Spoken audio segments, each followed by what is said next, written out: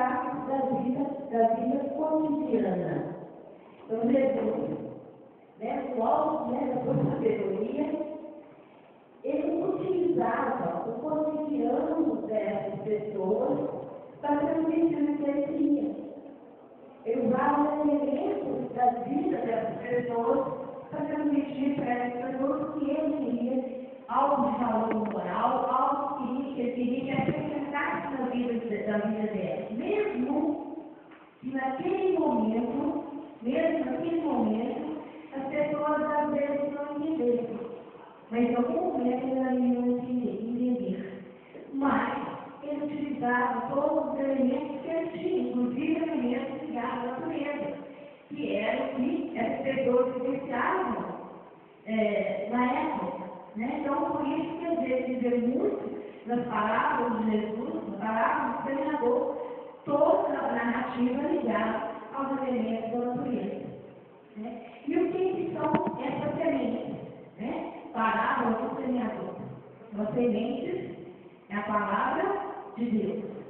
Então, semeados é a palavra de Deus, semeados esse valor moral, Jesus semeava todo esse valor através de histórias verdadeiras, Não é contos, que as histórias verdadeiras são histórias, são histórias verdadeiras. Que ele passava para essas pessoas, que ele colocava para essa multidão. Você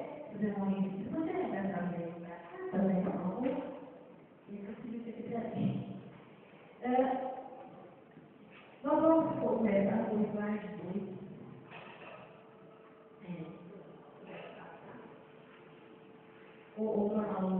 Amém?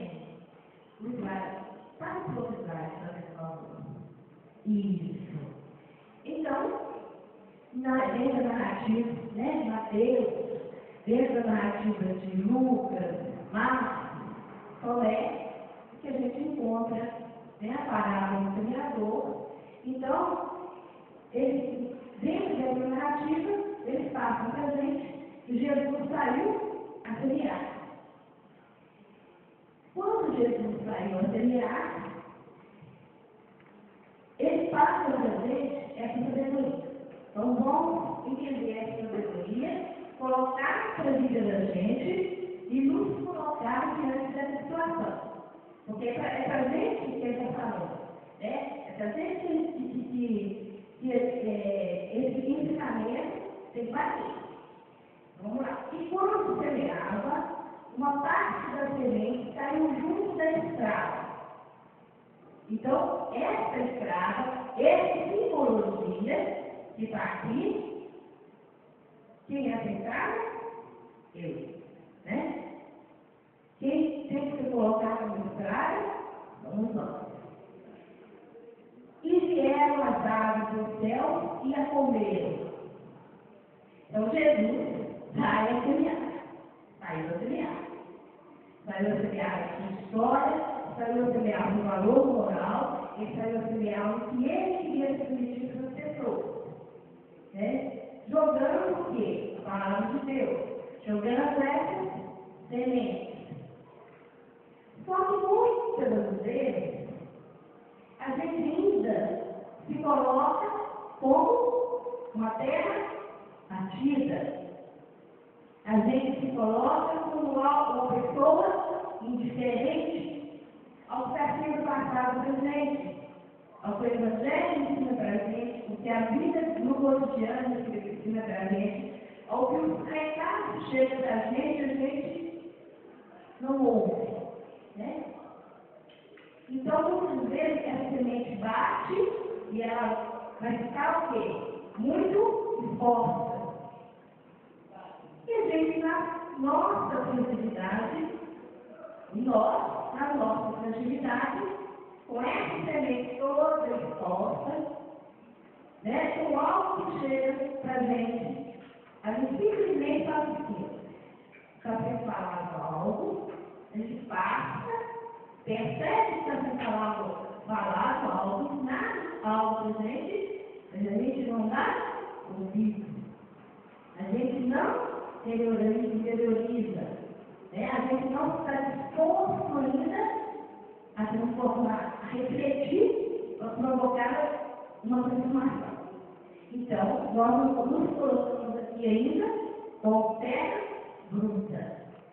O óleo está exposto ao sol, está exposto às aves, e aí, diante da nossa fragilidade, como ainda nós nos colocamos nessa situação, pode acontecer algo que é negativo para a gente, e a gente não sabe como a gente agir na situação.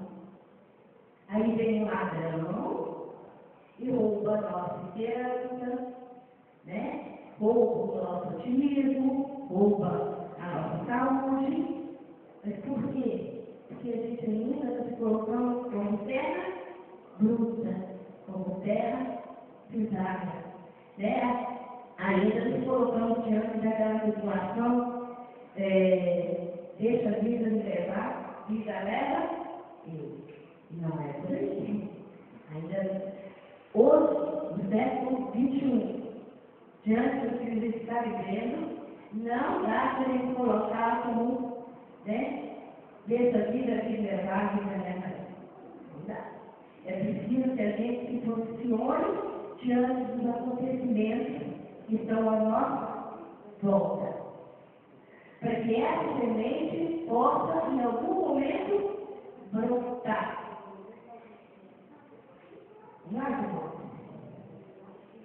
E aí, Jesus continua a semear a palavra de Deus. Jesus continua a semear esses valores morais. Jesus continua a aproveitar o cotidiano para ensinar para a gente algo que ele quer. E continua a semear. Então, as outras sementes, porém, caiu em pedregulho, onde não tinha muita terra, e logo nasceu, porque não tinha altura de terra, mas saindo o sol se queimou, e porque não tinha raiz, se secou.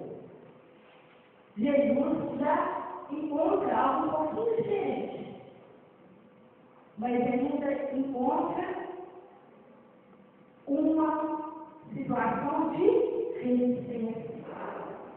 Jesus ainda continua com uma situação de resistência, né? De pedra, de dureza.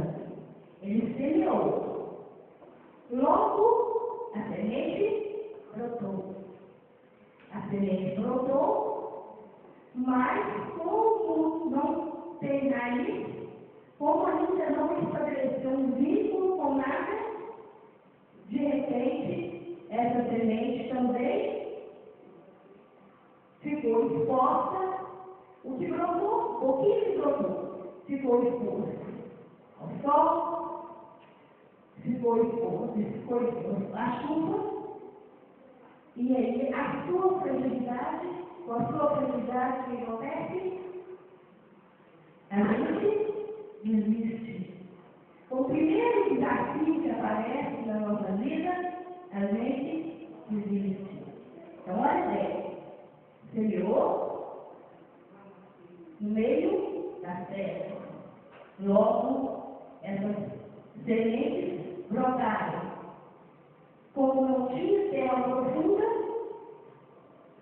morreu. Ou seja, a gente colocando nessa história, o que acontece com a gente? Algo de positivo que foi apresentado também, mas quando nós não nos colocamos naquela disposição para refletir, para interiorizar as situações, logo a gente desiste. No primeiro obstáculo, a gente desiste. Ainda estamos na situação de deixa a vida me levar, vida leva eu.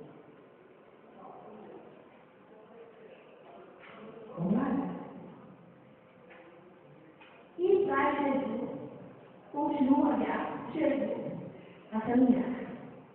Outra igualmente caiu sobre mocinhos e crescer dos espinhos a afogar. E aí a gente começa a ver que a situação começa a mudar. Nesse momento, ao semear essa semente, ela brota. Mas ainda não conseguiu se definir. A gente não conseguiu ficar ter o objetivo diante do que a gente quer. E aí o que acontece? Vem algo e nos sufoca. Aí vem o convite. E que foi o convite? Deve ter aquele monte de coisa que parece. Hoje eu não vou, não, porque eu tenho algo aqui para fazer. Né? Eu tenho uma festa, tenho uma coisa. Vou lá fazer o meu trabalho voluntário, não. Não é que você vai deixar a família social de lado. Né? Não se esqueçam disso. Mas aparece coisas pequenininhas que fazem a gente existir. Né? Assim acontece também. A gente está no caminho, começou a criar raiz, brotou, aí vem os espinhos, vem algo muito fácil, parece a gente, algo muito fácil, que a gente desiste. A gente desiste que programou. Então a gente tem que cuidar com isso. Quando a gente perceber que está aparecendo algo muito fácil, por exemplo, né? Está aparecendo as coisas que são muito fáceis, né? E você está se propondo uma outra situação, vamos cuidar. E que a gente toma cuidado também, para não precisa na vida de alguém. Né? Presta atenção. Quantos maridos sufocam a mulher? Não permitem que ela tenha. Quantos pais sufocam os filhos? Não permitem que eles tenham. Né? Isso é perigo na vida da mulher. É no semente brotando, é no semente. Deixa que eu respondo para você. Deixa que eu vou lá para você e faço para você. Não faça. Deixa que a pessoa faça. Porque você tem que investir na semente, quando é pequenininho. Quando é pequenininho.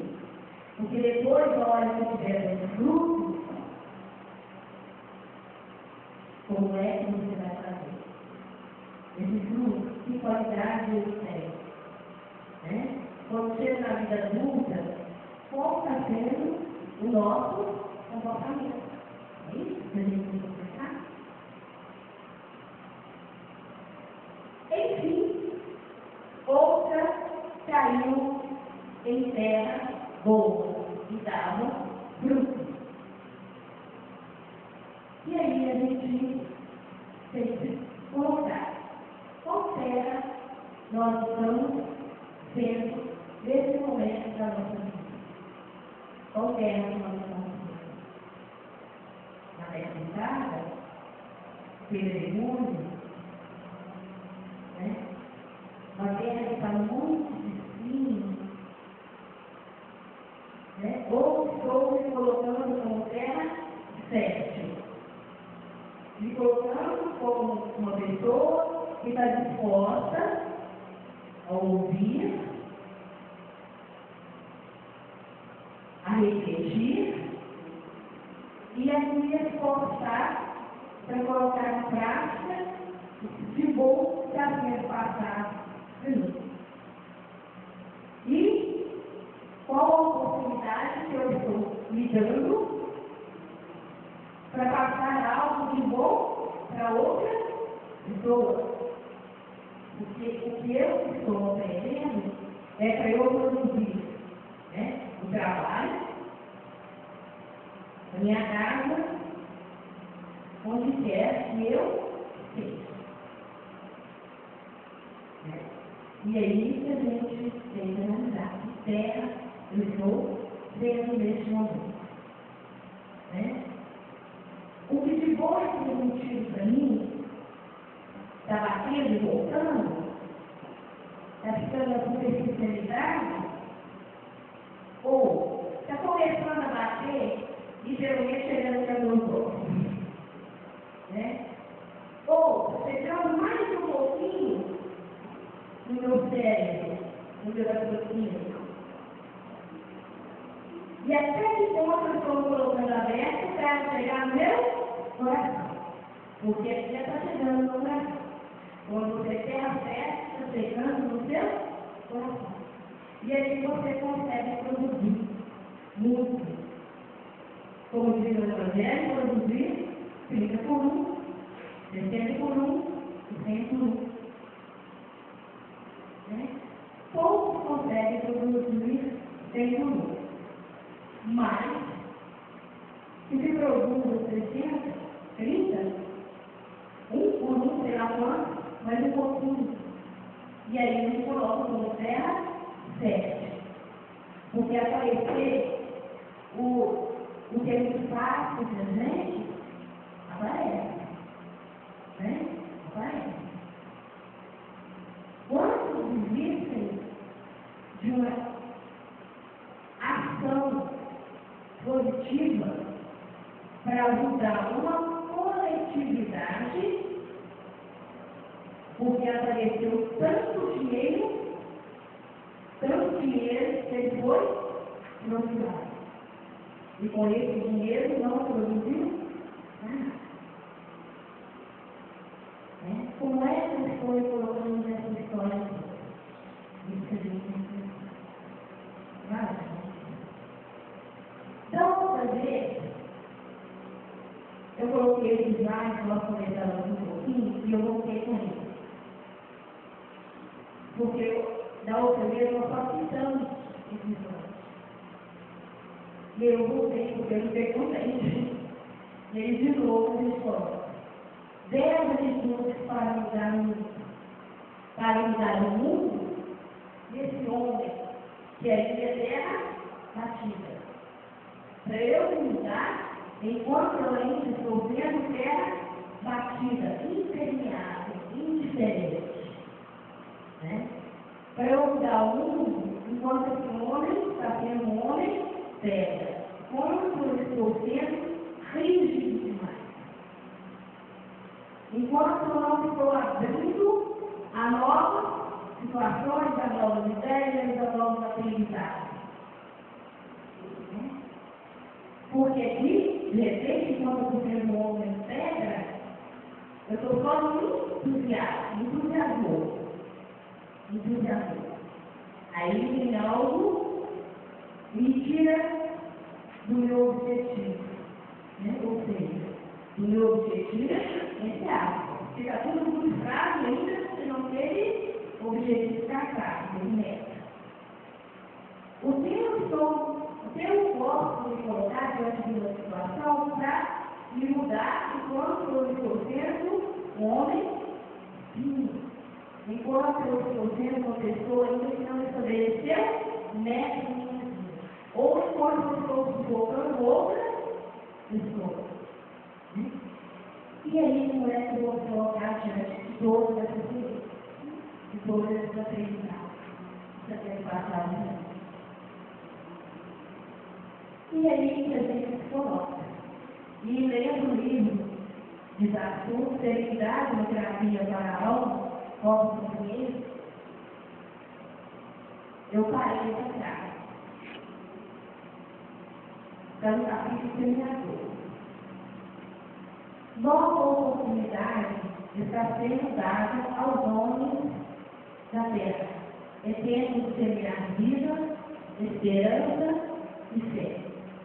E é isso que a gente coloca na palavra do semeador.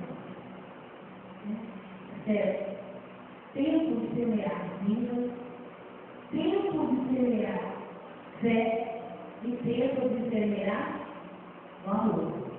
Diante de tantas situações desafiadoras que estão passadas para a gente no momento, em todos os setores, econômico, social, político, na família da gente, na rua, em cada um de nós, como é que estou semeando a minha fé, como é que estou me comportando diante das situações no meu cotidiano.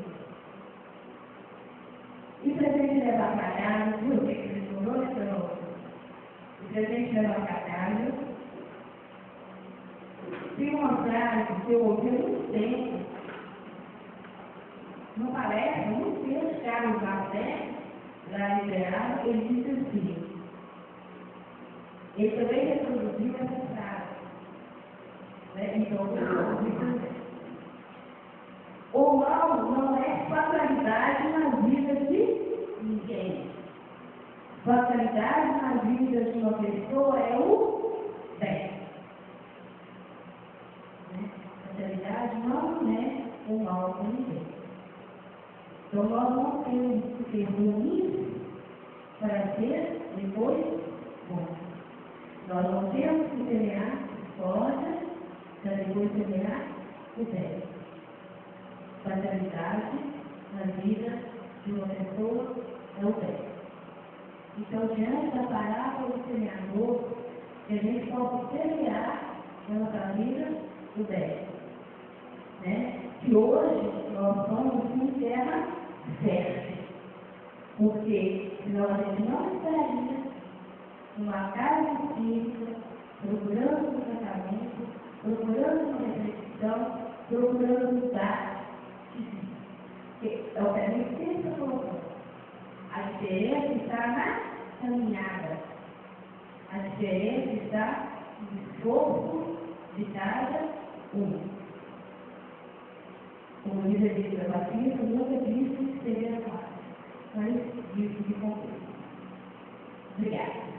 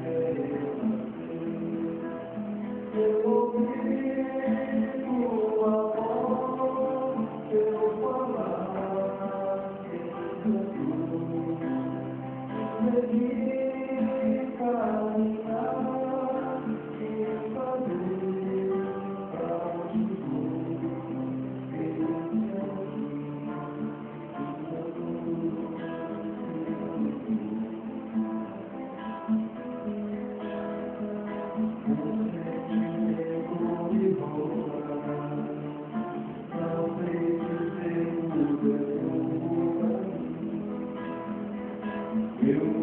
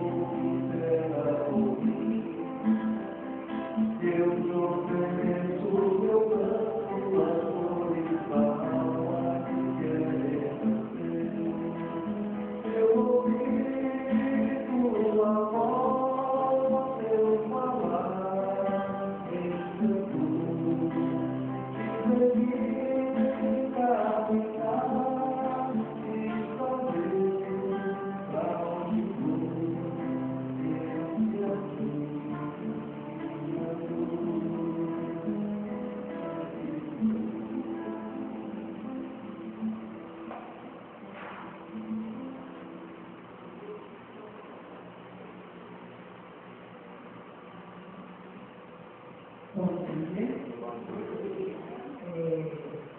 Vamos começar a nossa hoje no vídeo de tá?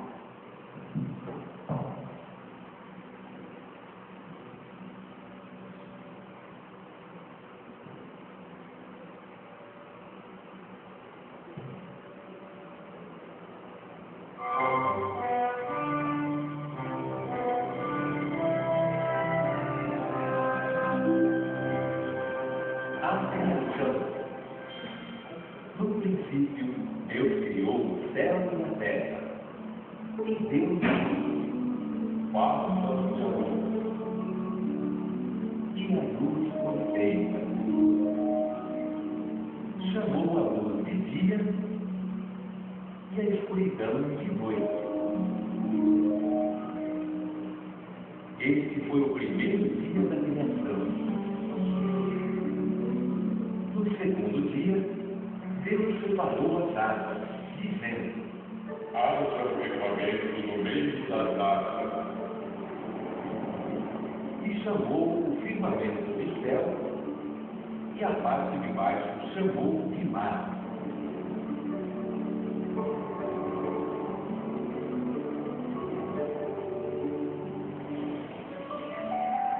No terceiro dia, Deus ordenou que as águas se juntassem.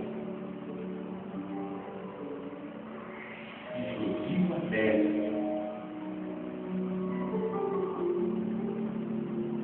Então disse a terra: produz da terra sementes e árvores de fruto.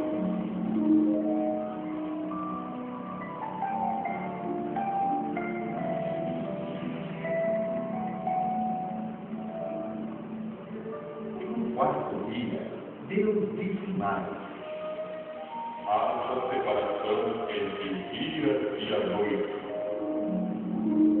E assim criou o sol para governar o dia, a lua para governar a noite. E fez também as estrelas.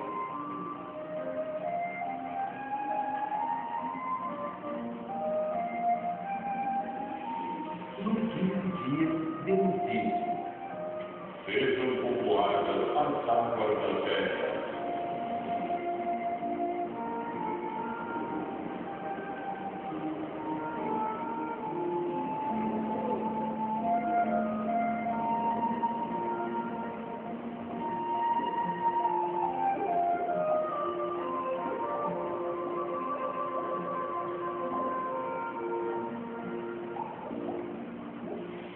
E no sexto dia da criação, Deus povoou a terra com animais domésticos, répteis e animais selvagens.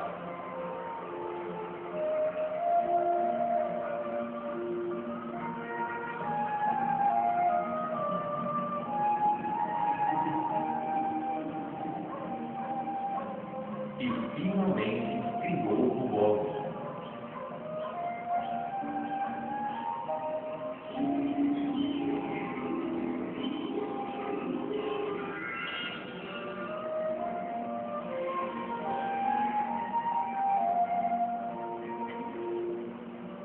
No sétimo dia, Deus descansou de toda a obra que fez.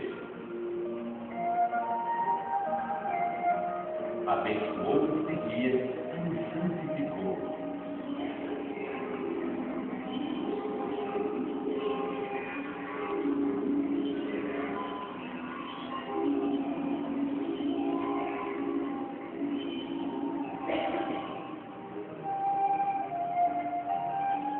Adão foi o nome dado ao primeiro homem na terra.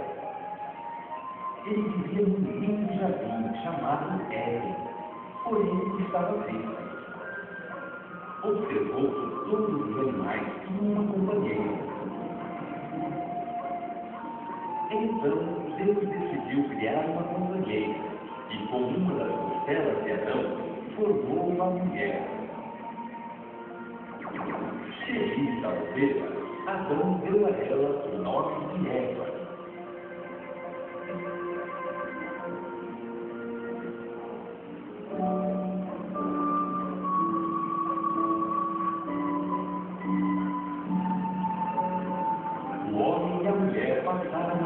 livro para eles, rodeados de flores e animais.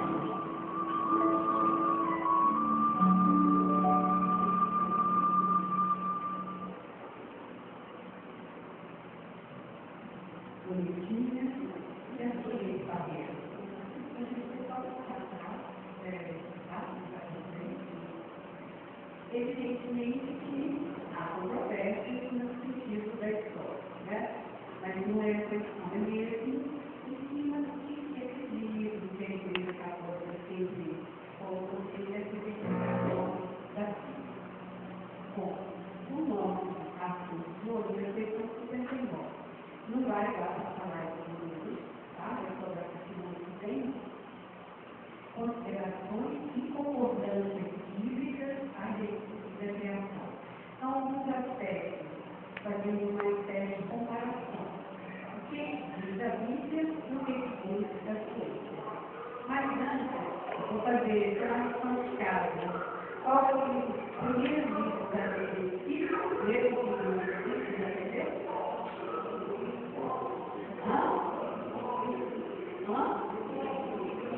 Alguém não tem mais responder, que como eu falei, se tem alguém que aprendeu a ler isso? E são espíritas, então dá um contato para vocês. Só para lembrar que não estará, dizer.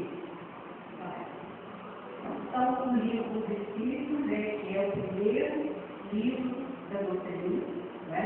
Ele está lá em 1857, que envolve todo o conhecimento, vamos falar assim, daquela forma de perguntas e respostas. Né? Aquela primeira edição, que é 500 e poucas perguntas, e depois, a partir da segunda edição, 1018 perguntas para apresentar comigo. E, a partir do livro dos Espíritos, surgiu o Evangelho, né? A Gênesis, o livro dos Médios, o Céu e o Céu. Então, todos os livros que formam codificação, ou chamados de obras básicas, vêm do livro dos Espíritos. Ok?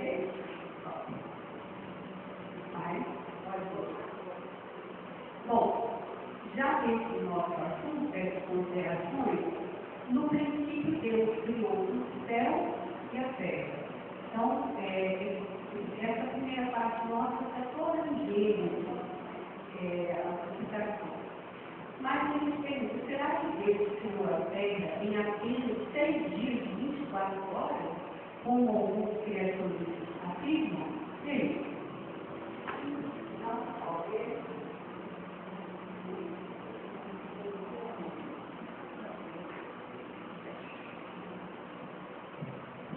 Você acha que não faz sentido, né?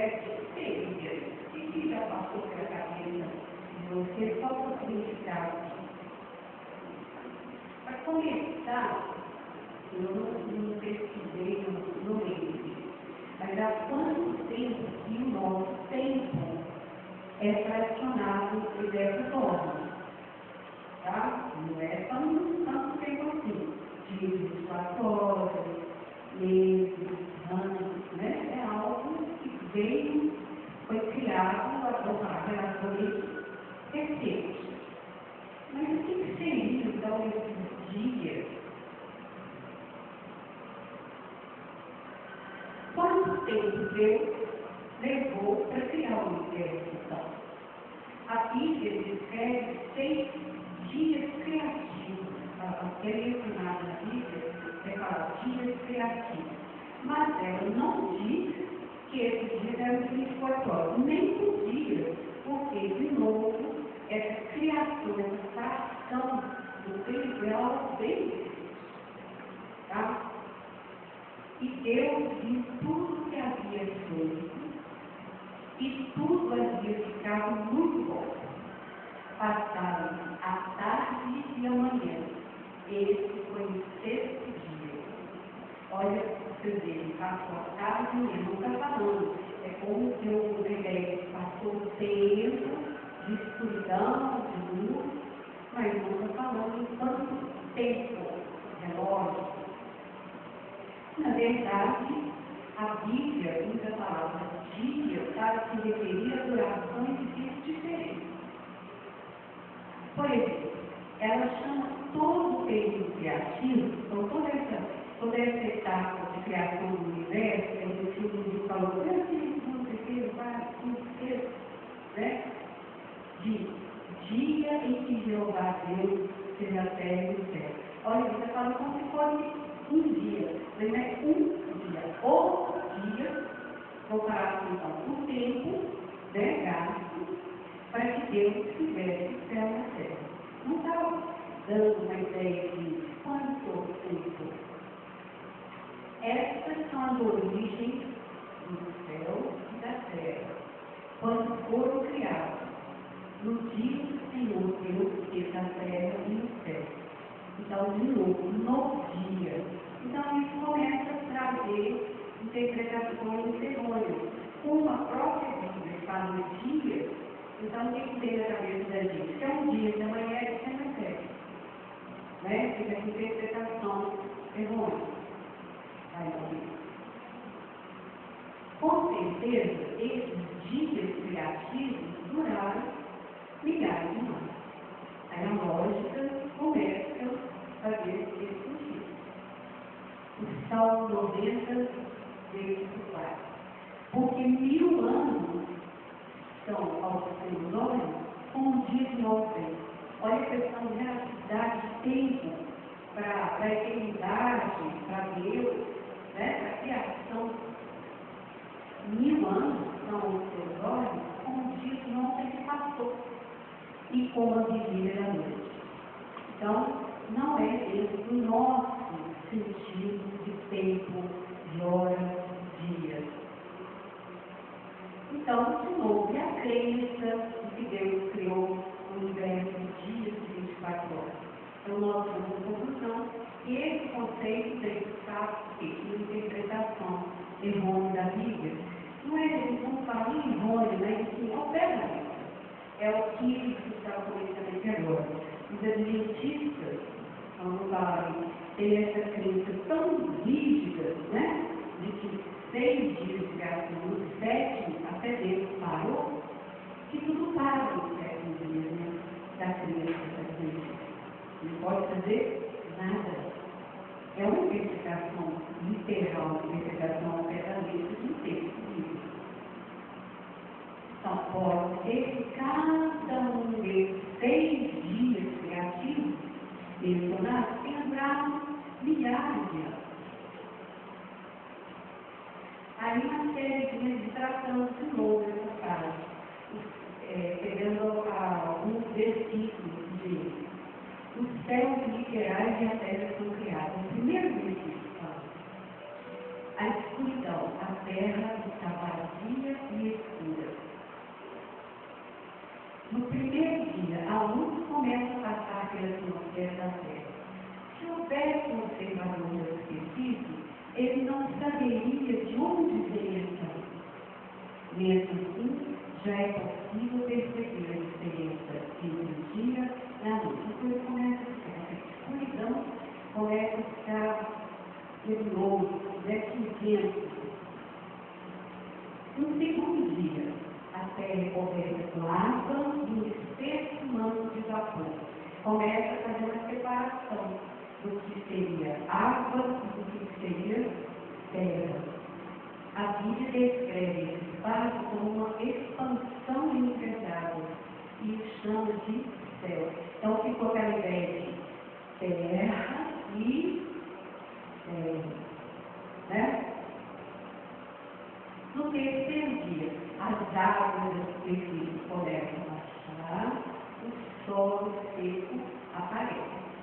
A atmosfera fica límpida o suficiente para permitir que o sol receba mais luz do sol. Uma coisinha que eu falei semana passada sobre quando começa a ter nuvens, a possibilidade de haver vida, né?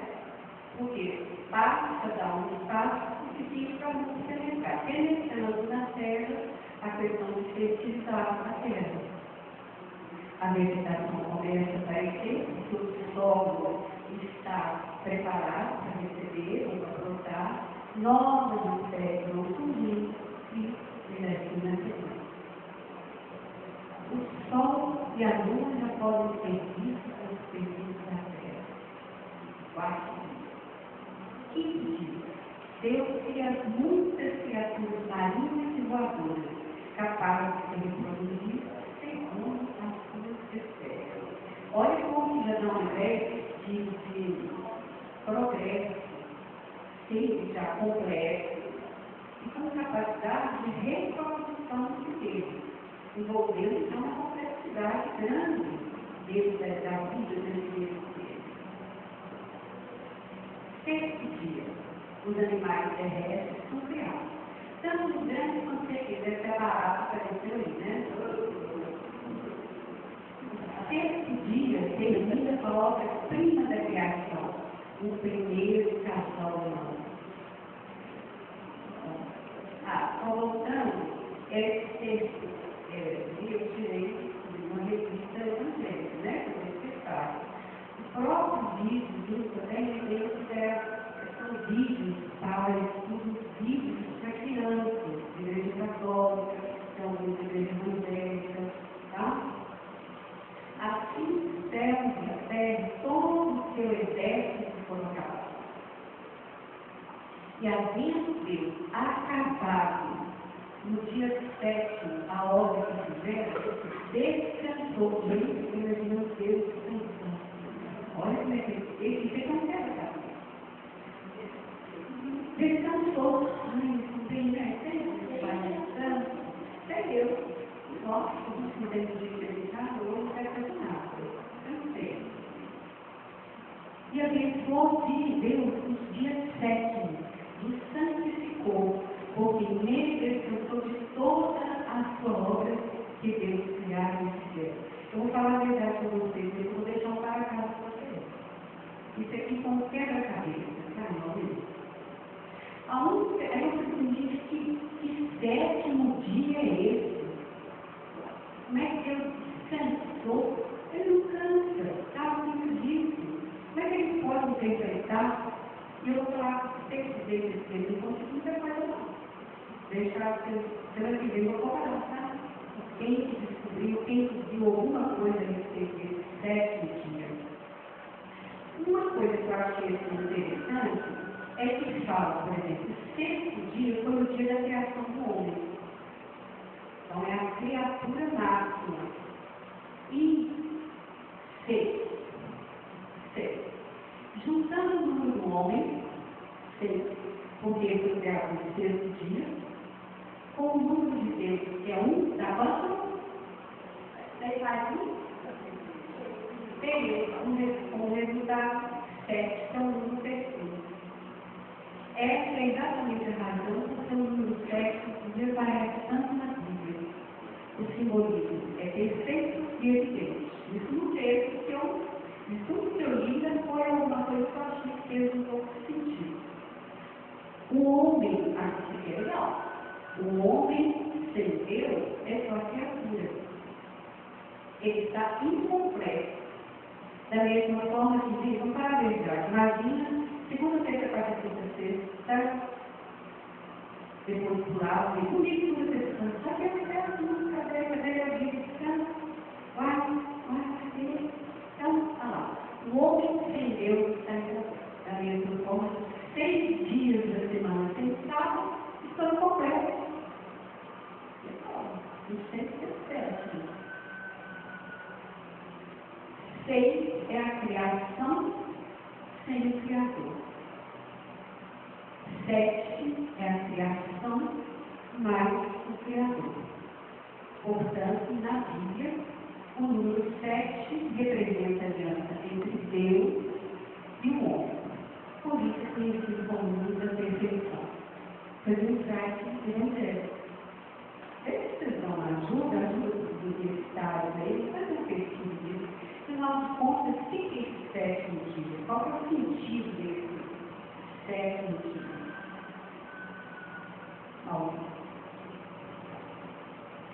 Então, a ciência, longe de diminuir a obra divina, mostra sobre um aspecto mais grandioso e mais de acordo com as noções que temos poder de manifestar de Deus, pelo fato de ter realizado, sem revogar as leis da natureza. Aqui eu lembrei quando Jesus fala, eu não vim revogar uma única vez. Tudo que ele fala, faz, ele não está saindo de nenhuma lei que seja histórica. Ele permanece em respeito a essas leis. Então, falando a ciência vai provar que houve leis naturais que foram respeitadas nessa criação. Eles partem de sobriologia, certo? Leis bem disso, novas obras, né? Inexploráveis, mas só para dar uma visão do que a ciência descobriu. Aí a história dos 6 dias, que na realidade são nem milhares, são milhões de anos de vida. A ciência comprova isso. Quando começa lá 4 milhões e meio de anos atrás, dentro dessa expectativa, isso também não é fechado, porque vai se descobrir fósseis, aí vai mudando esses dados, vai considerando uma origem do sistema solar. E vem aparecendo os primeiros organismos unicelulares, depois, por exemplo, peixes, insetos e tal, claro, mas anfíbios, animais marinhos, igual falam lá, primeiros pequenininhos, depois, como a história que a gente fala, a vida surgiu na água, né? As primeiras plantas, extinção dos dinossauros, idade dos mamíferos, desenvolvimento do homem, lá. Então a ciência fala a mesma coisa mostrando dados que são, na verdade, milhares de milhões de anos de criação. São isso,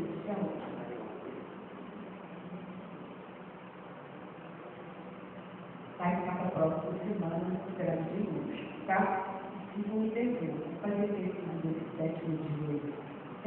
Até a próxima semana.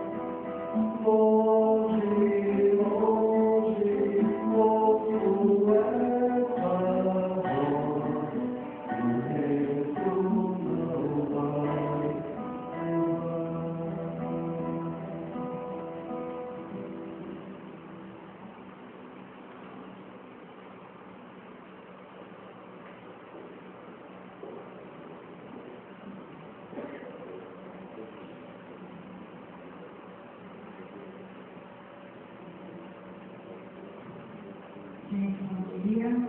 Bom dia. Eu vou ser um pouquinho mais decisiva do que Marlinhos. E eu quero pedir a vocês que venham para frente, por favor. Vocês estão muito longe. E aí, de repente, vocês entrarem bem pertinho, eu posso até, quem sabe, prestar o microfone. Quem sabe a gente pode conversar de uma maneira mais próxima, né? Mais próxima. Nós costumamos brincar aqui na casa um pouco, e as cabeças aqui na frente, elas não são reservadas para o desencarnado. Elas são para nós mesmos, né? Que estamos aqui, e a ideia de ficarmos mais próximos, bem na frente, facilita muito o nosso contato, inclusive o contato visual, né? Esse trabalho que nós estamos desenvolvendo, ele está numa fase de implantação.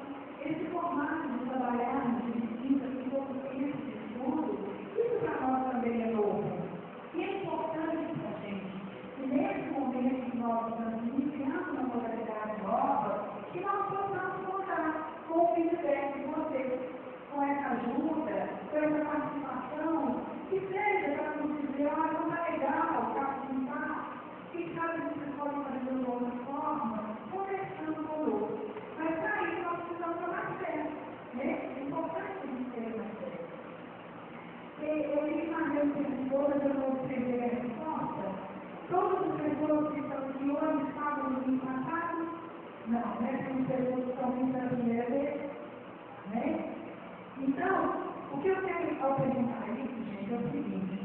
Em alguns momentos, nós vamos voltar ao tema da semana anterior, em respeito àquelas pessoas que estão vindo pela primeira vez, tá?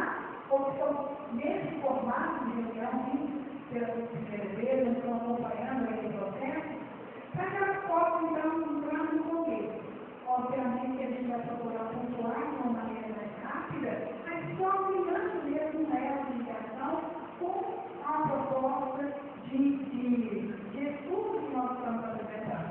E aí as pessoas que já estão acompanhando, dessas pessoas a gente precisa contar, com um pouquinho de paciência, de tolerância, e que cada um tenha, nesse momento, uma oportunidade de rever um livro, de consolidar uma informação, ou mesmo de, quem sabe, levar alguma coisa para casa, não precisa, isso é importante. Nada que nós fizermos aqui está fechado, nada é rígido. Então, nesse momento agora, nós vamos voltar ao tema ressignificação da morte. E na última semana eu fiz um breve histórico e vou passar por ele rapidamente agora, para entrarmos então no tópico específico. Então, nós estamos tomando como base de estudo o livro Alma da Medicina, ditado pelo espírito Joseph Weber, pela fotografia de Monte. Também estamos usando o livro A Morte, sobre a morte e morrer, da Elizabeth Kubler-Ross, e vários outros temas, que se vocês se interessarem, nós vamos passar a bibliografia depois. Posso passar aqui, Maurício, por favor? Essa questão de tratar sobre a morte é algo que intriga a humanidade desde eras muito remotas. Se formos pesquisar nas anais da história, nós vamos ver que as antigas civilizações já tinham como prática, né, o embalsamento dos corpos, sepultar os indivíduos com os corpos preparados junto com seus objetos, seus pertences, numa alusão de que aquilo ali, em algum momento, voltaria a ser utilizado por aquela pessoa, ou que aquele corpo poderia ressuscitar aquela pessoa e entraria novamente em contato com os seus pertences pessoais. Tá? Pode passar, Maurício. Então, essa questão de tratar a morte, ela é bastante antiga e dessas civilizações muito antigas, tá? E é interessante que o Joseph coloca no livro A Alma da Medicina, que até mesmo as pessoas que acreditam na imortalidade da alma têm uma dificuldade muito grande de lidar com a morte. O que seria interessante pensar que, para que se sabem sobre a imortalidade da alma, sabem que a vida continua, por que a dificuldade de lidar com a morte? Se essas pessoas têm consciência de que a vida não se encerra com a morte do corpo físico. Por que a dificuldade de tratar da morte? Apesar disso. Então, são questões que ele propõe para que a gente possa discutir, e a ideia de trazer esse tema é justamente lançar novas propostas de reflexão. E agora, quando eu ouvi a Angelina falar sobre a parábola do Criador, e depois eu ouvi a Marlene falar sobre a origem, né, da criação, eu fiquei pensando o seguinte: como que é interessante, como que o tema casa os conteúdos. Nós estamos vendo, lendo e absorvendo, por exemplo, a parábola do semeador há mais de 2000 anos. Estamos tendo contato com essa parábola, ouvindo aquela proposta de reflexão de Jesus. Mas ainda assim, ela se faz muito distante de nós, no cotidiano da nossa vida. Aquele ensinamento que Jesus propõe, através da parábola do semeador, ainda parece uma coisa distante, de uma interrogação. Por que a ficha da gente não caiu até hoje sobre todas aquelas circunstâncias que Jesus apresenta diante do lançamento da proposta que ele trouxe, essa política, que nós chamamos de política de poder? Por quê? Que ainda hoje, quando a gente fala no terreno precededor, nos espinheiros, nas sementes que caíram ao lado da estrada, que não germinaram, por quê? Que ainda hoje nós temos uma dificuldade tão grande em nos situarmos dentro da proposta do ensinamento de Jesus. Por que ainda hoje nós nos apegamos tanto à alegoria de Adão e Eva? Nós ainda estamos tão presos a essa forma de apresentação e não conseguimos trazer para o nosso dia a dia. Não conseguimos transportar isso de um século para o outro. E aí eu estava aí ouvindo os meninos falarem e pensando, com a história da questão da morte, também não é diferente.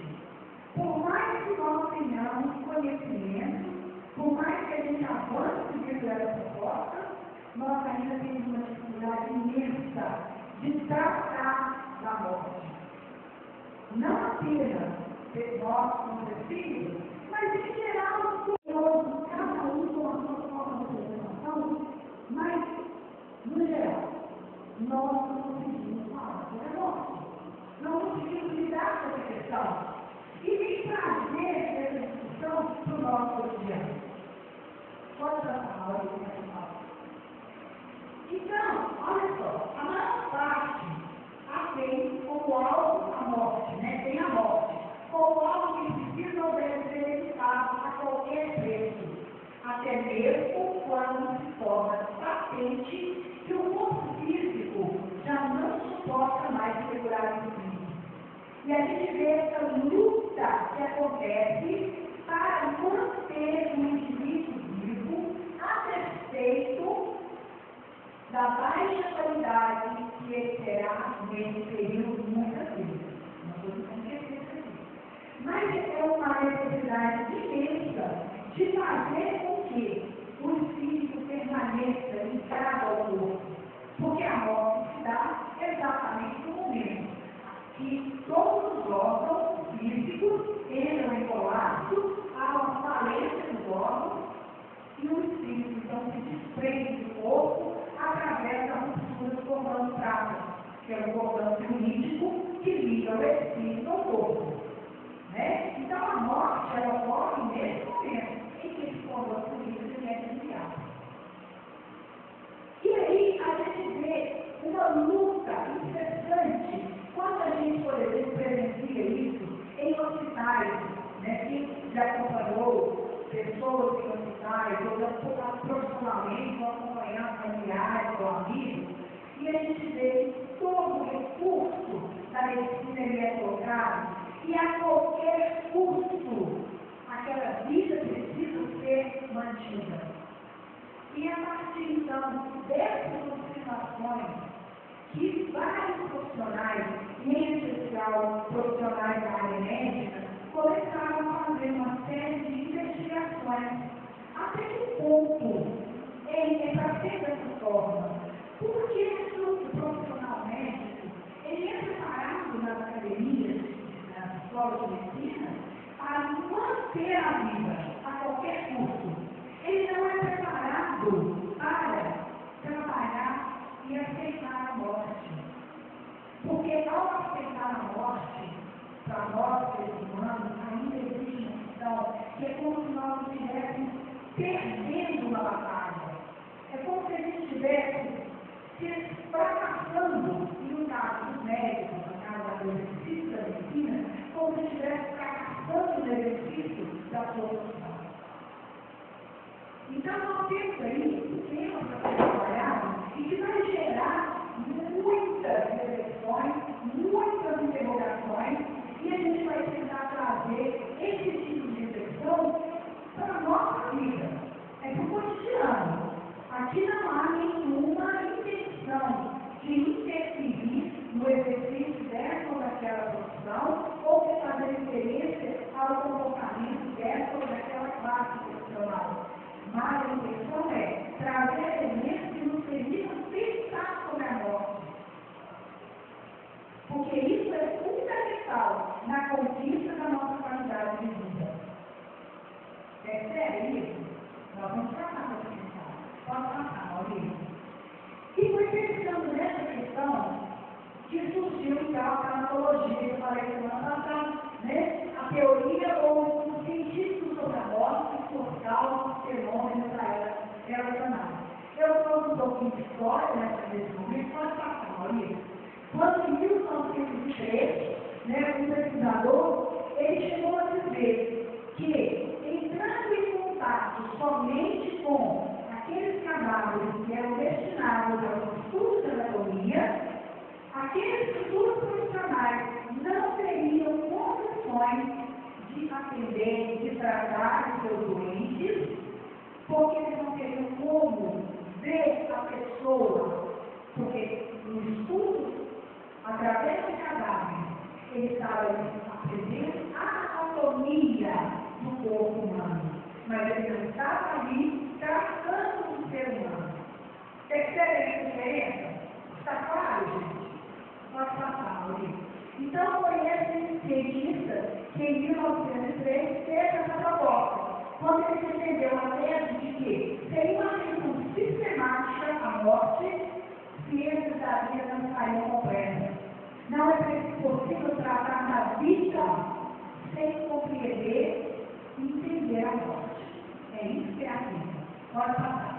Isso aqui eu não estou recapitulando, né? Da semana passada. E foi interessante porque, apesar de ter feito essa defesa e procurou chamar pessoas para apoiá-lo na defesa dessa tese, essa tese não foi muito bem aceita, não. Então, ela caiu no esquecimento por várias décadas. Depois que esse pesquisador levantou essa questão, tentou mobilizar a comunidade científica da época sobre essa necessidade, e como ele não foi apoiado, não houve uma adesão a essa ideia, essa ideia foi esquecida por décadas. E foi só depois da Segunda Guerra Mundial, então a Segunda Guerra Mundial começou em 1939, terminou em 1945. Foi só depois da Segunda Guerra Mundial é que, diante de tantas mortes, tantas perdas, é que esse assunto voltou à discussão novamente. Então, a comunidade científica viu novamente a necessidade de se trazer à tona um tema de tamanha importância. Está claro isso? Beleza? Pode? Tá? Então, pode passar isso que eu já falei, é só para a gente manter, né, a gente seguir uma tendência.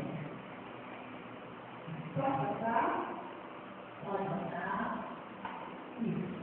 E aqui, veja bem, a afirmativa dele é: estudando a morte, acaba por sempre descobrindo a maravilha que é o dom da só quando ele está pensando para nós. Revisa aqui o capítulo 12 do livro A Alma da Medicina, onde José Cleber fala sobre essa questão. Ele diz assim: por que é que nós temos tanta dificuldade em lidar com a morte? Ou aceitar a morte, falar sobre a morte? Esse capítulo dele, que dá título, esse tema, Ressuscitando a Morte, ele chama a nossa atenção para essa ilusão que nós vivemos. O mundo material, o físico que nós estamos vivendo, ele nos leva a acreditar que essa nossa vida aqui que é a vida real. Todas as questões que compõem o nosso cotidiano, as necessidades que nós temos, necessidades físicas, necessidades fisiológicas, necessidades familiares, necessidades sociais, políticas. Dorina falou um pouco da fala dela, daquela questão de quando a semente cai entre um pedregulho e ela germina um pouquinho, mas depois ela é sufocada. Vem um convite aqui, um convite ali, uma necessidade lá, e de repente eu vou deixando de dar atenção à necessidade essencial, que é a necessidade física. É dessa ilusão que José Cleber fala aqui nesse capítulo 12. Ele fala que nós vamos criando, ou vamos nos desenvolvendo a tal ponto com as questões da vida material, que nós nos esquecemos que a verdadeira vida é a vida espiritual. Que a vida espiritual é a nossa origem. Ela é a nossa origem e ela é o nosso destino final, ao final dessa temporada que nós passamos aqui em cada reencarnação. Então, a gente precisa sempre trabalhar mais, a gente precisa atender aos compromissos sociais, a gente precisa atender a necessidade de área de em detrimento às nossas necessidades enquanto seres espirituais. Está claro isso, gente, que eu estou falando? À medida que nós deixamos de lado as necessidades do ser espiritual, nós vamos então criando um distanciamento, nós vamos excluindo do nosso pensamento a ideia, vamos rejeitando inclusive a ideia de que aquelas questões que compõem a nossa vida, elas serão o fim. Eu quero pensar em morrer. Imagina, pensar em morrer e deixar aqui tudo o que eu conquistei. É nesse sentido. Para que eu vou lutar tanto? Eu lutei tanto, estudei tanto, constituí família, adquiri bens na minha vida. Depois de tantos anos de trabalho, é que eu consegui isso ou aquilo que era importante para mim. Então eu não quero pensar na morte. Porque se eu pensar na morte, significa que eu estarei diretamente fazendo e assumindo que eu preciso me desapegar daquelas conquistas que são materiais. Isso está ficando claro para vocês? Porque para mim, eu já reli esse capítulo, gente, pelo menos umas 6 vezes nesse último mês. E só depois que eu comecei a pesquisar essas questões da história, essa relação da alma com a morte, é que começou a fazer um sentido mais profundo para mim. Eu não acho que é fácil a gente ter esse entendimento. E é exatamente por isso que os espíritos estão pedindo para a gente fazer esse tema tal. E é muito legal a gente pensar no seguinte, eu vou pedir para vocês porque eu vou pensar. Porque todo mundo pensar e eu estou falando inveja. E como eu não quero sentir inveja, eu vou pensar também. Pronto, já vai ser passado. Então veja só.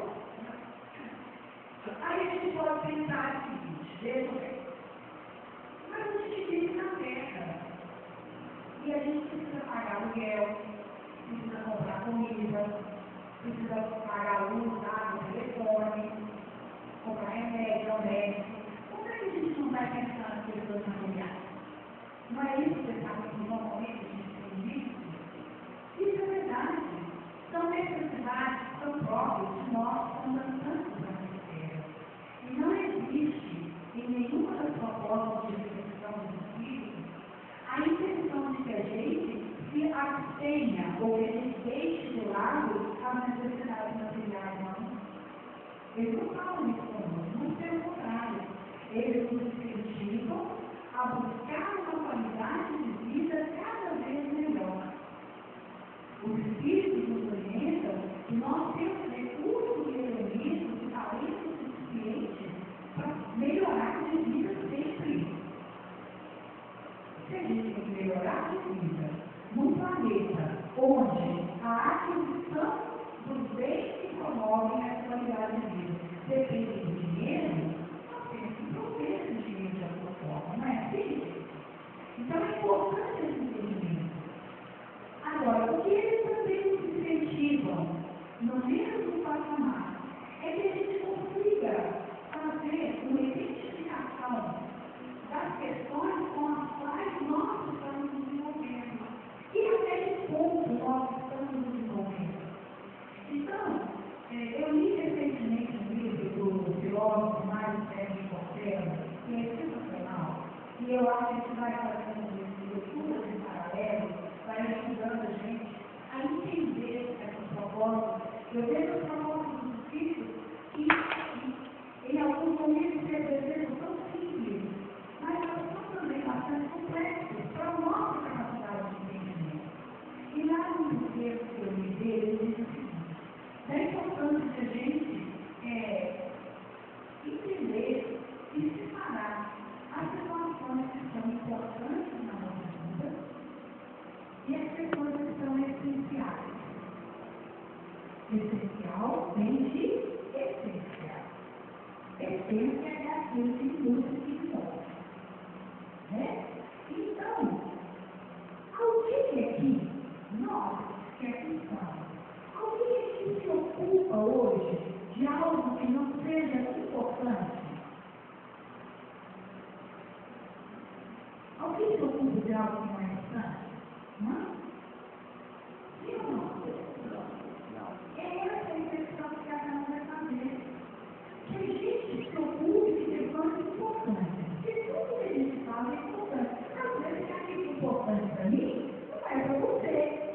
Aquilo que é importante para você não é para você, porque depende do contexto que cada um está inserido e da sua própria questão de vida. Não há como comparar. Aquilo que é importante para mim, talvez a sua própria vida conta. Aquilo que é algo importante, você não vai achar. Mas nós, em geral, estamos nos ocupando de coisas importantes. Aí faz uma outra condição. Tudo que é importante para você é essencial. Essencial é aquilo que vai na sua essência, que nutre a sua essência. É aí que entra a nossa questão de entendimento. Dentre todas as coisas importantes que eu faço hoje, quais são essenciais? As questões essenciais dizem respeito à minha essência. E qual é a minha essência? Espiritual. Nós somos espíritos. A nossa origem é espiritual. Então, essencial para mim é nutrir a minha essência espiritual. Como fazer isso? Cada um escolhe a sua forma de fazer. Mas uma coisa é certa, é a gente se ligando, a gente se conectando com tudo que vem da nossa origem. Nós somos seres espirituais e estamos vivendo um período de estágio. Cada reencarnação nossa é um estágio, é um período de consolidação do aprendizado. vivemos no período inter-reencarnação, entre uma reencarnação e outra. É como se nós, ao desencarnarmos, ao morrermos, libertamos o espírito do corpo, voltamos para a escola do extrafísico, e aí nós vamos, então, fazer a nossa autoavaliação. Onde caminhei, como eu fiz. Agora, na minha próxima período de estágio, na minha próxima reencarnação, eu vou, então, trabalhar essa questão. Aí, quando eu reencarno, faço meu período de primeira infância, de segunda infância, que é o período de investimento, né? O período da primeira infância, os pais são diretamente responsáveis por isso. É o período da nova sementeira, né? A primeira infância é fundamental, onde os pais vão lançar as sementes para que essas sementes possam germinar. E aí, na adolescência, quando essas sementeiras começam a germinar, começam, então, muitas vezes, a surgir alguns dilemas, as dificuldades. Por que a adolescência ela é tão difícil? Somente por causa da explosão dos hormônios, está ligado apenas à questão física, que já por si só seria motivo de muita dificuldade? Não. Além de todo esse movimento que se faz do ponto de vista físico, biológico, há também um outro movimento que se faz em torno desse ser espiritual, que recorta os ensinamentos ou as experiências pregressas, não como se estivesse vendo um filme, mas a manifestação daquilo que ficou da sua experiência pregressa. E aí, muitas vezes, aqueles conceitos que ele tinha antes, ele vai então entrar em choque com o que ele aprendeu nesta reencarnação. E aí eu vou fazer a escolha. Eu vou assumir aquilo que eu aprendi agora, ou eu vou dar vazão àquilo que eu trouxe. Por isso esse momento é complicado.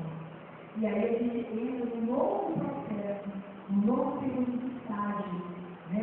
E aí, aquilo que é essencial para esse meu período de estágio, o que é mais importante para mim? É importante que eu tenha, sim, uma casa, que eu tenha assistente, que eu mantenha uma qualidade de vida boa, mas que eu também me volte para as questões espirituais. Porque a verdadeira vida não é essa. Essa daqui é uma etapa da vida verdadeira, que é a vida espiritual. De posse do corpo físico, o espírito perde um percentual muito grande da sua capacidade de entendimento, porque ela fica dominada pelo nosso cérebro físico. Então, a gente vai poder ouvir dizer, os cientistas afirmarem, que nós não utilizamos nem 10% da nossa capacidade cerebral. Então, você imagina que um espírito livre, ele tem uma percepção muito mais dilatada de tudo que cerca. Encarnado, ele perde muito dessa percepção, porque o próprio cérebro constitui um bloqueio, um limitador dessa parte. Então, acaba que a gente fica muito ligado nas questões da vida material. E a gente precisa abrir um caminho para o entendimento da vida espiritual. Jesus já falou sobre isso lá atrás, quando ele disse: estreita é a porta. Né? Por quê? Para que você possa alcançar o seu estado especial, você precisa vencer as barreiras impostas pela ilusão da vida física.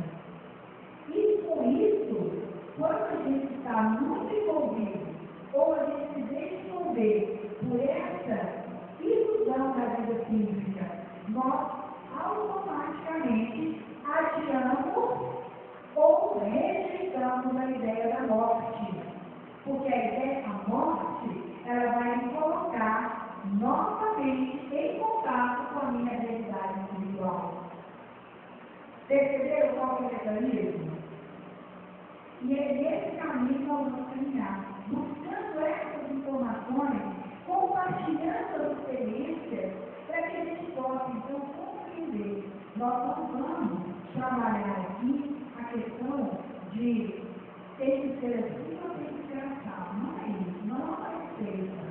Mas é para nós nos lembrarmos que, tratando da morte, nós vamos viver a vida em plenitude.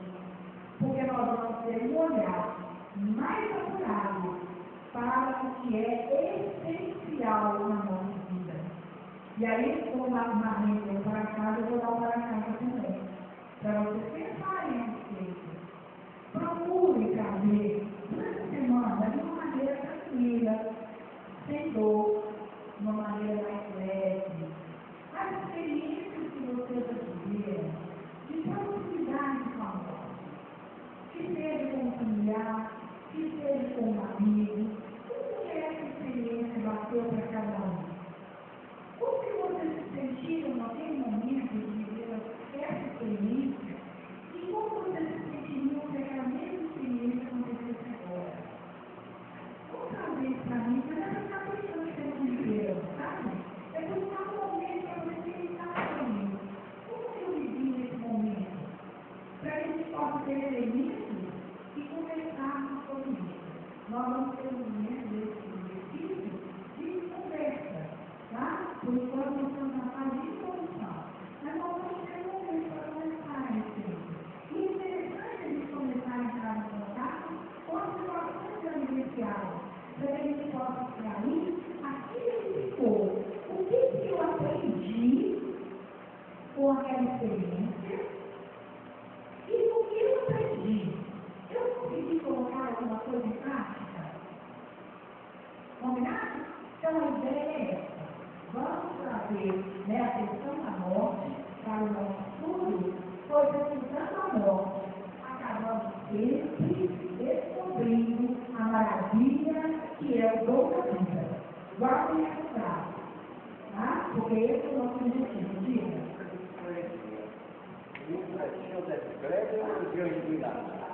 O livro A Alma da Medicina, ele é uma fotografia de José Kleber, pela fotografia de Copa.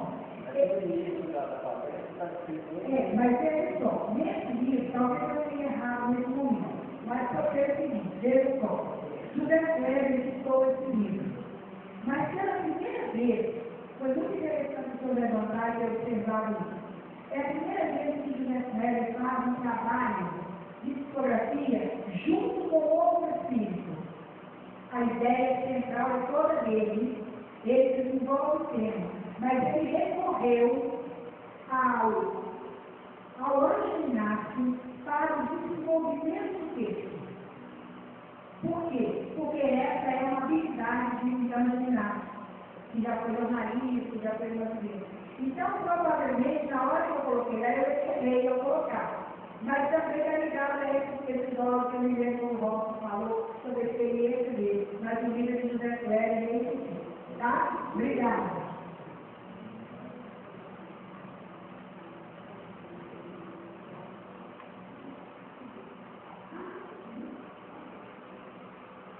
Nós vamos então iniciar agora o trabalho de PAF. Lembrando que PAF é uma doação de energia, quando os espíritos, eles utilizam os médios pacíficos para fazer chegar até nós um quanto de energia que nos permitam viver aí uma semana mais tranquila. Eu costumo dizer que o PAF é um presente desse caminhar para nós.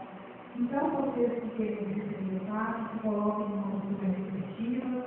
Eu peço que os médios pacíficos se coloquem disponíveis e que nesse momento nós possamos estabelecer uma conexão com a equipe espiritual, para que nesses cursos possam ser absorvidos.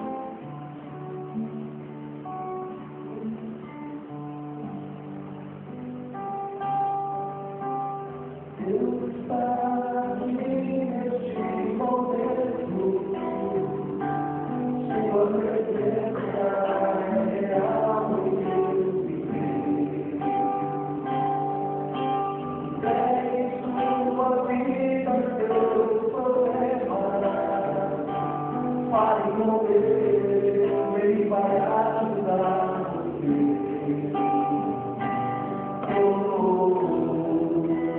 Deus te trouxe aqui para aliviar os teus sofrimentos.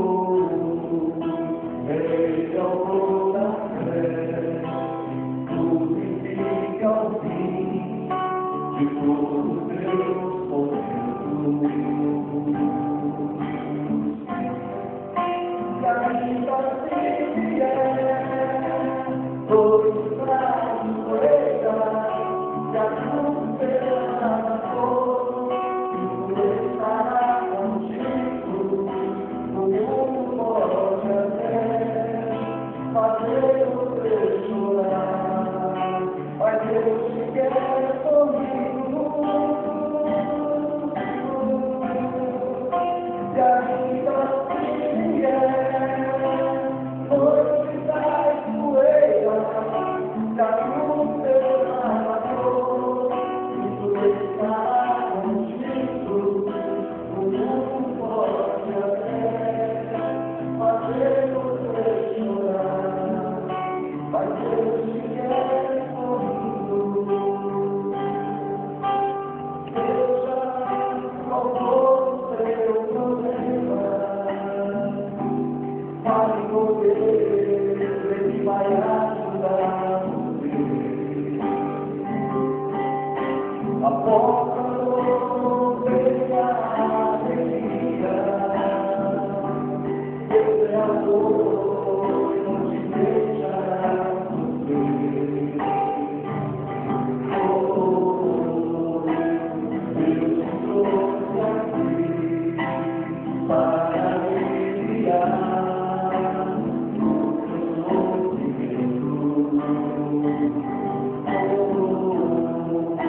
Ele é o pão da fé, crucifica o fim de todos os teus momentos. E ainda se é, noite da poeira, que a cruz será na cor, e tu estarás contigo. O mundo pode até fazer você chorar, mas Deus te quer comigo.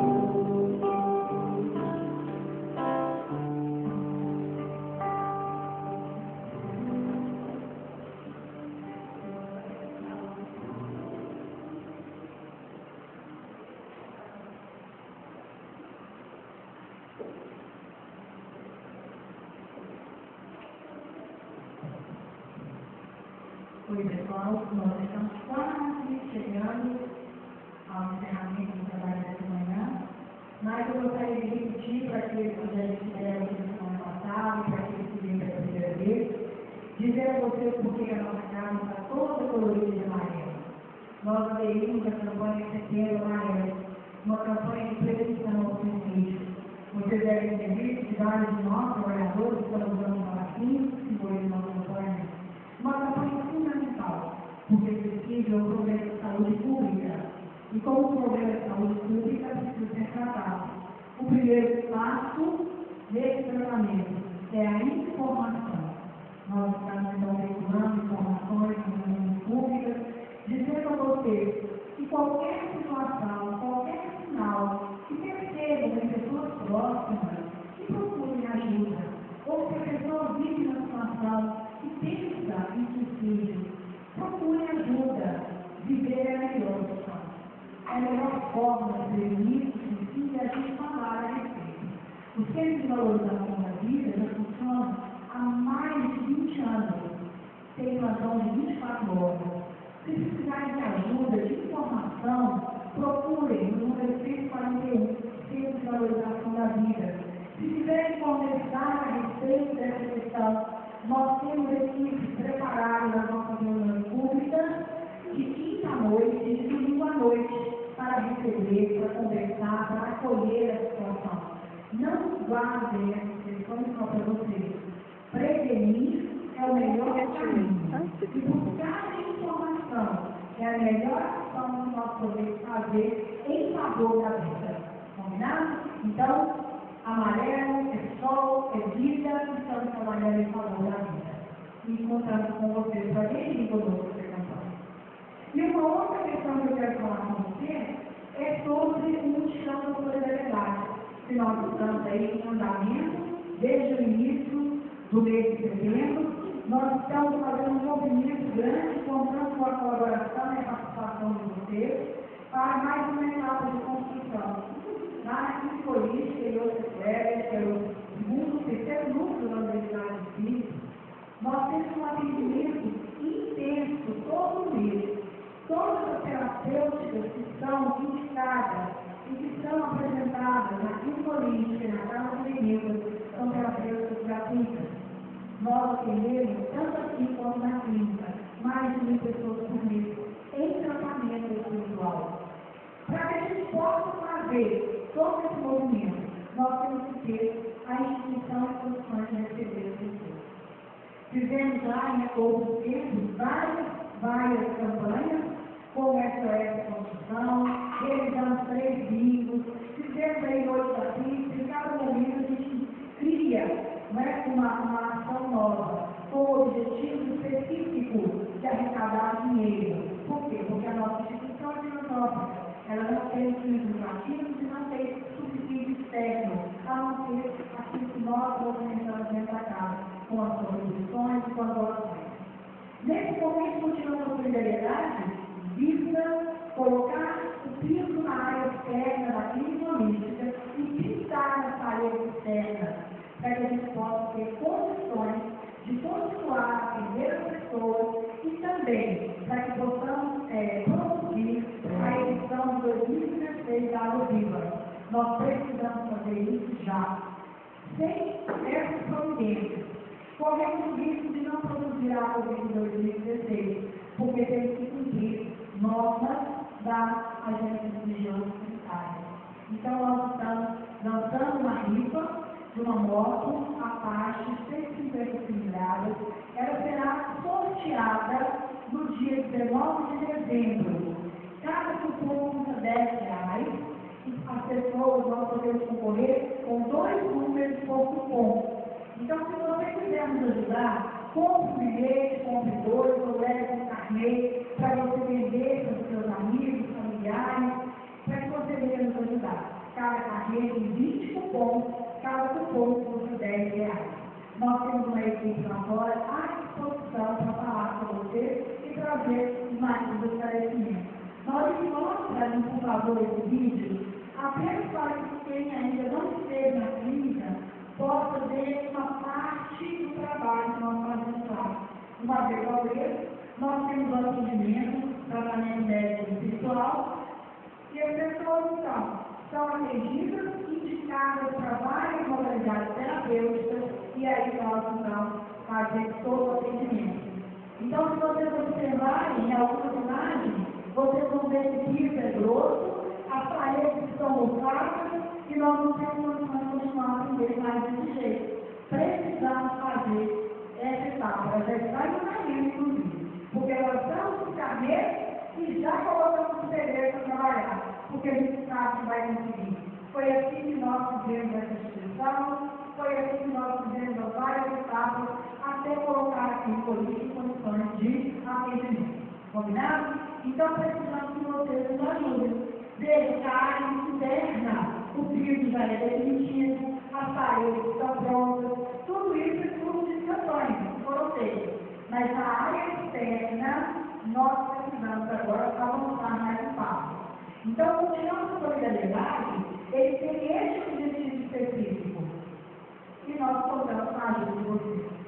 Precisamos muito que vocês nos ajudem. Olha que vocês veem as paredes externas, tá vendo? Tudo isso vai ser fixado agora. E o piso vai ser nivelado, tá? Nós precisamos fazer isso imediatamente para que em fevereiro, no período de carnaval, possamos produzir mais um lote do remédio água-viva.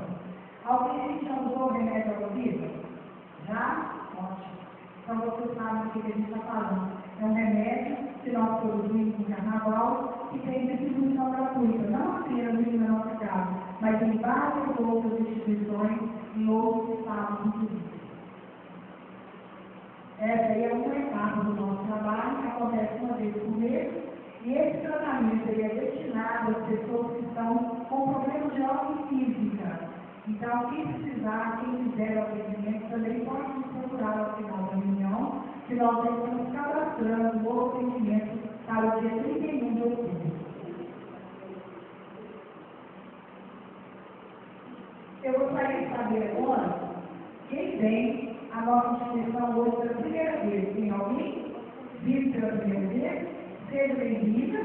Nós vamos entregar a você uma pequena lembrança com o nosso abraço de boas-vindas, de dizer que a casa te recebe com muito carinho, que você volte outras tantas vezes, pode de vontade, e que traga convidados, amigos, familiares, e venham compartilhar conosco nesse momento. A Casa de Leitura se alegra por receber cada um de vocês aqui na sua cidade. Agora nós vamos pedir ao Haroldo que faça a prece final para todos nós, e que nós possamos levar um pouco do que recebemos aqui, e que cada um tenha um ótimo domingo em família, que cada um possa desfrutar desse momento e que se reabasteça nas suas relações familiares, com seus amigos, para que a semana seja uma semana mais leve, uma semana mais produtiva, que Deus nos abençoe.